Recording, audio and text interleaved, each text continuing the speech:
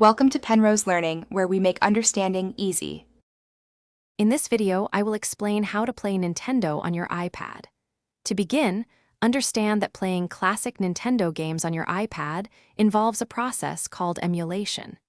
This means using an application, an emulator, to mimic the original console's hardware. You will also need digital copies of the games, known as ROMs. Always ensure you legally own the games you wish to play to respect copyright laws. This setup opens up a world of nostalgic gaming right on your tablet. Choosing the right emulator is your next crucial step. Popular options include Delta, which is known for its user-friendly interface and broad support for many Nintendo systems, from the NES to the Nintendo DS. RetroArch offers extensive customization for advanced users, but has a steeper learning curve.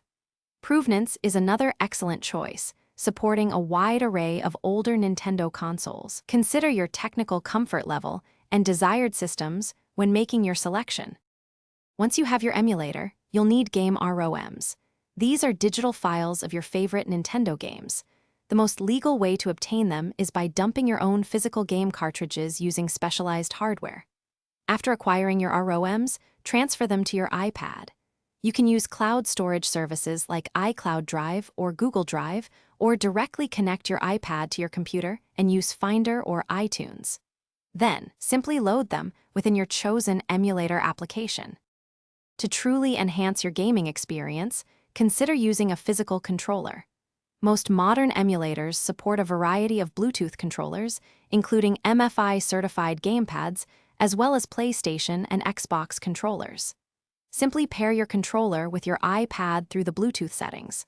Once connected, open your emulator and configure the button mappings to your preference. This setup provides a much more authentic and enjoyable way to revisit hundreds of classic Nintendo titles on your iPad. Thanks for watching. If this was helpful, leave a like and consider subscribing. See you next time.